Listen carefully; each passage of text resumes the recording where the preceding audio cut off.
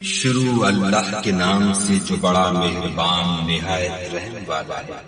جو چیز آسمانوں میں ہے اور جو چیز زمین میں ہے سب خدا کی تصدیق کرتی ہے، اسی کی سچی بادشاہی ہے اور اسی کی تعریف لامتناہی ہے اور وہ ہر چیز پر قادر ہے۔ وہی تو ہے جس نے تم کو پیدا کیا، پھر کوئی تم میں کافر ہے اور کوئی مومن، اور جو کچھ تم کرتے ہو خدا اس کو دیکھتا ہے۔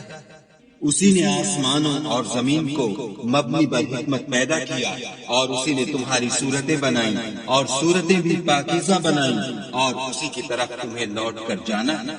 جو کچھ آسمانوں اور زمین میں ہے وہ سب جانتا ہے، اور جو کچھ تم چھپا کر کرتے ہو اور جو کھلم کھلا کرتے ہو اس سے بھی آگاہ ہے، اور خدا دل کے بھیدوں سے واقف ہے۔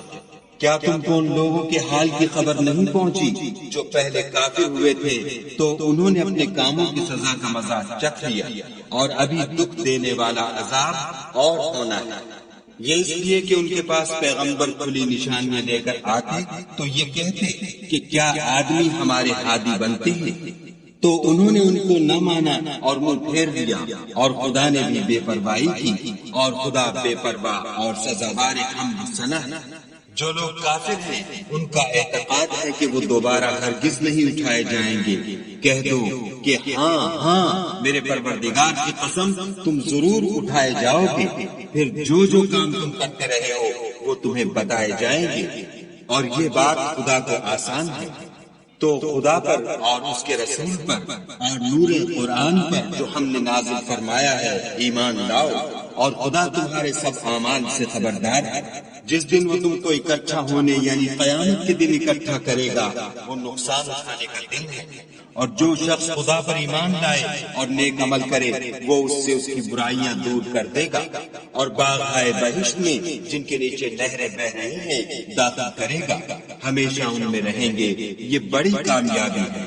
اور جنہوں نے کفر کیا اور ہماری آیتوں کو جھٹلایا وہی اہل دوزخ ہیں، ہمیشہ اس میں رہیں گے اور وہ بری جگہ ہے۔ کوئی مصیبت نازل نہیں ہوتی مگر خدا کے حکم سے، اور جو شخص خدا پر ایمان لاتا ہے وہ اس کے دل کو ہدایت دیتا ہے، اور خدا ہر چیز سے باخبر ہے۔ اور خدا کی اطاعت کرو اور اس کے رسول کی اطاعت کرو۔ اگر تم منہ پھیر لوگے تو ہمارے پیغمبر کے ذمے تو صرف پیغام کا کھول کھول کر پہنچا دینا ہے۔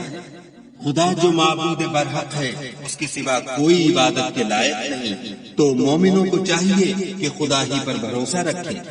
مومنوں تمہاری عورتوں اور اولاد میں سے بعض تمہارے دشمن بھی ہیں، سو ان سے بچتے رہو، اور اگر معاف کر دو اور درگزر کرو اور بخش دو تو خدا بھی بخشنے والا مہربان ہے۔ تمہارا مال اور تمہاری اولاد تو آزمائش ہے، اور خدا کے ہاں بڑا اجر ہے۔ سو جہاں تک ہو سکے خدا سے ڈرو اور اس کے احکام کو سنو اور اس کے فرما بردار رہو اور اس کی راہ میں خرچ کرو، یہ تمہارے حق میں بہتر ہے۔ اور جو شخص طبیعت کے بخل سے بچا لیا گیا تو ایسے ہی لوگ راہ پانے والے ہیں۔